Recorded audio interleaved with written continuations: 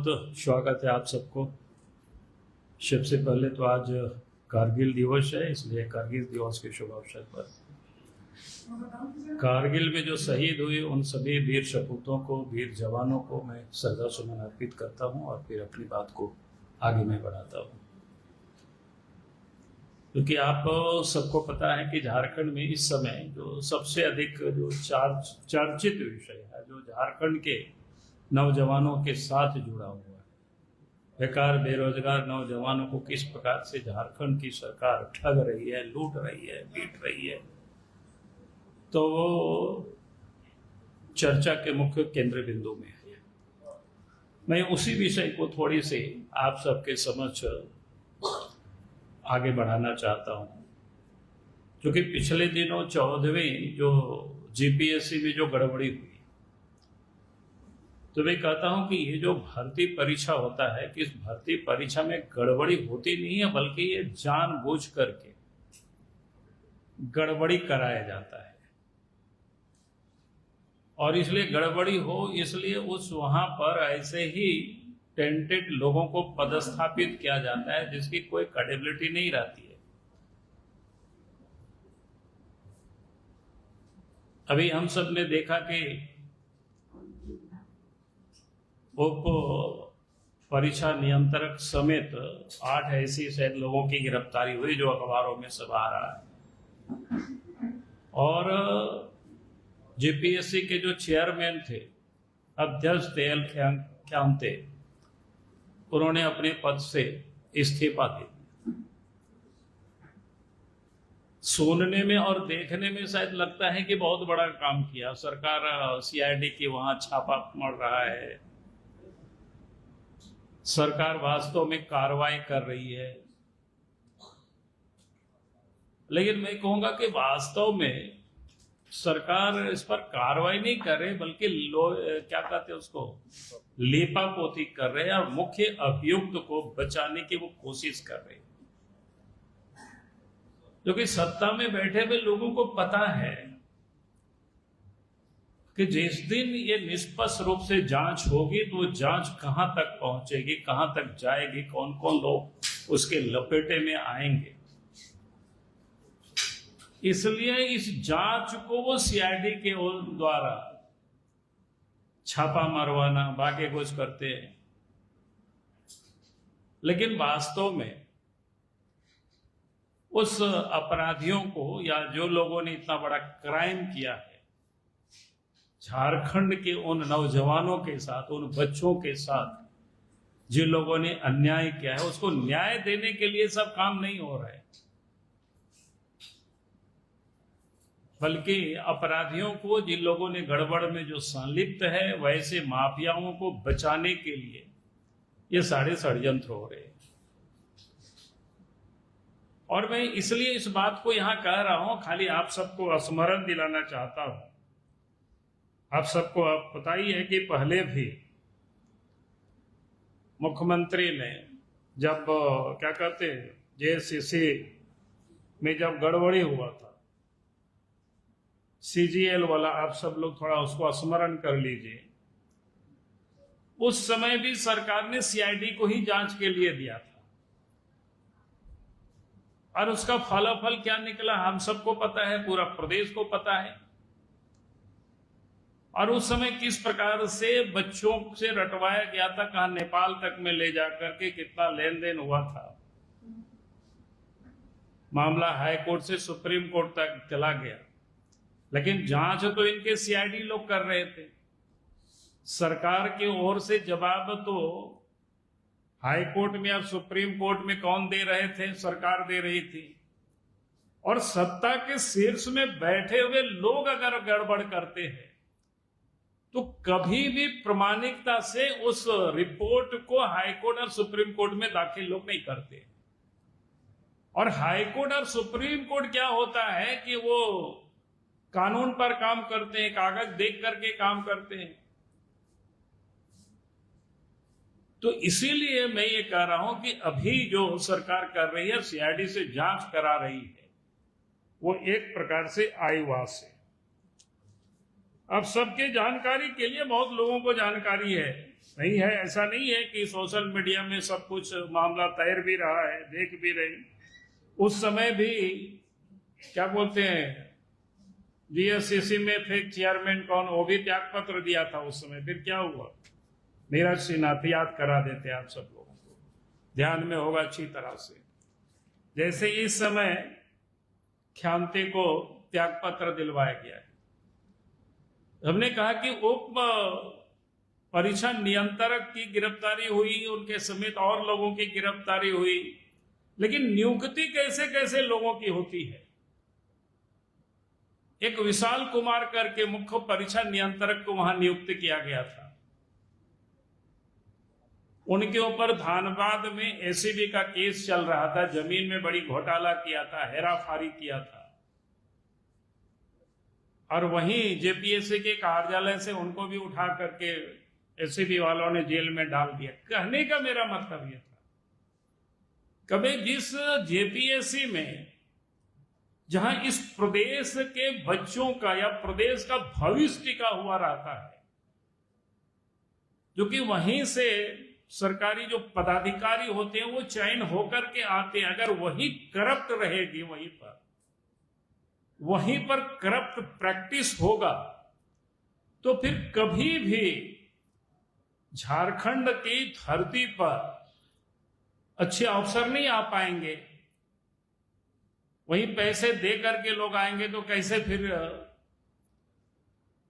अच्छे अवसरों की हम उम्मीद कर सकते हैं। ये बुनियाद ही अगर करप्ट रहेगा तो फिर झारखंड में करप्शन से कैसे बचा जा सकता है। तो ये सरकार जानबूझ करके इस प्रकार के अफसरों को वहां पदस्थापित करते हैं। अब मैं एक पत्र सब जगह घूम रहा है, सोशल मीडिया में भी घूम रहा है।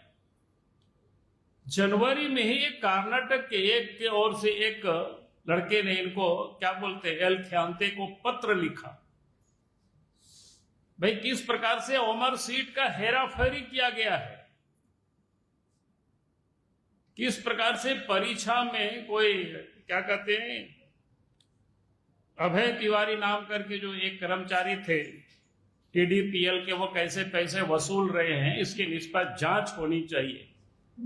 लेकिन जनवरी से लेकर के आज तक एल ख्यांती ने क्या किया, उस पत्र का क्या किया, कहां उन्होंने जांच कराया,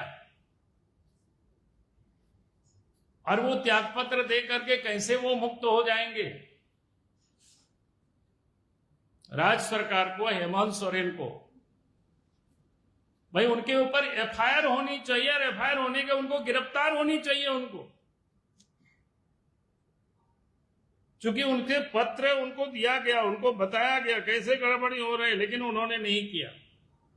और इतना ही नहीं, उसे पूर्व भी जो गड़बड़ी हुई थी रेंजर के, रेंज ऑफिसर की परीक्षा में भी गड़बड़ी हुआ था, उस आशय के भी एल ख्यांती को पता था कि उमर सीट में कौन लोग कैसे गड़बड़ कर रहे हैं, लेकिन इसके बाद भी उन्होंने कार्रवाई नहीं किया। उनको इतना तक लिख करके दिया गया था, बताया गया था, उनको सब कुछ था पता, उस पर उन्होंने क्या किया। पीटी होता है नहीं, प्राइमरी जो एग्जाम होता है, उसमें पास कराने के लिए 5 लाख रुपया, और जो मेन एग्जाम होता है उसमें पास कराने के लिए 25 लाख, और फिर इंटरव्यू जो साक्षात्कार होता है उसमें पास कराने के लिए 15 लाख, यानी कुल मिलाकर के एक बच्चों के नौकरी लेने के लिए झारखंड में 40 लाख रुपया देना पड़ता है।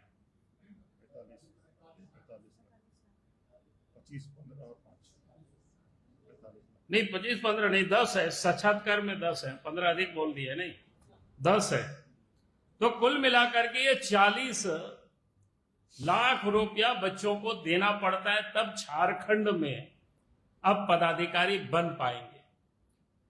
ये हालत को इन्होंने पैदा कर दिया, और ये दिखा रहे हैं कि हम जांच कर रहे हैं। भाई क्या जांच कर रहे हैं?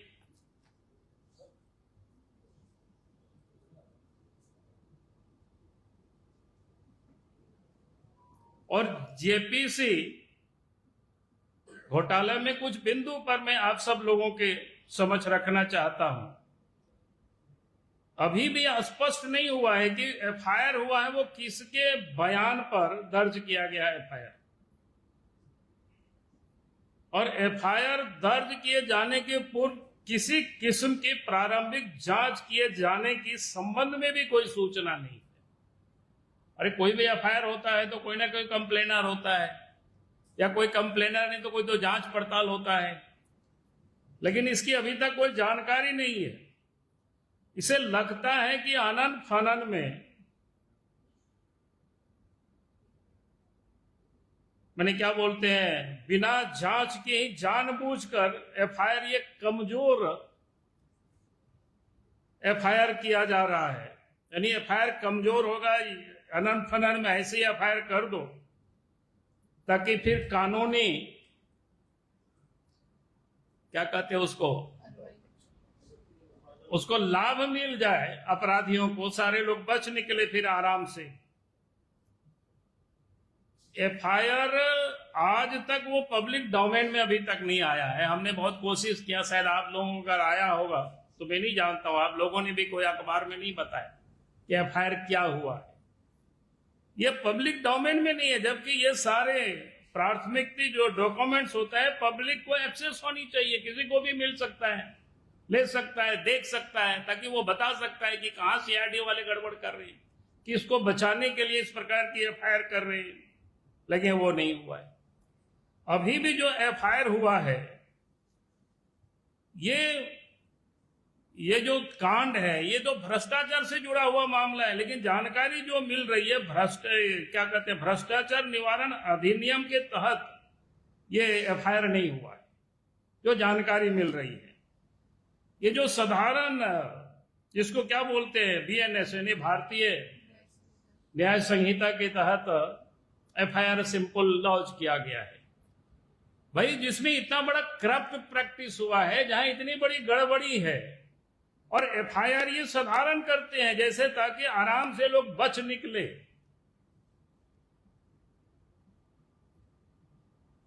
जैसे वो ट्रेजरी घोटाला वगैरह, वो सब भी कोई भ्रष्टाचार निवारण अधिनियम के तहत उस पर भी एफआईआर नहीं किया है, और सीआईडी के माध्यम से इस कांड का जो अनुसंधान कर रहा है, ये कुल मिलाकर के तथ्यों को बचाने की कोशिश कर रहे हैं। मैं एक अफसर का नाम जरूर लूंगा जो इसमें से जो उसके हेड है, अपर महानिदेशक सीआईडी के मनोज कौशिक, वो हेमंत सोरेन के बड़ी चहेते अफसर में से है। सरकार के कहने पर जो कि सीआईडी काम कर रहे हैं तो इन्हीं के मतहत काम कर रहे हैं, इन्हीं के कहने पर काम कर रहे हैं, और इस कारण से उनको कई एक जानकारी मिल रही है, 3-3 पदों पर उनको रखा गया है।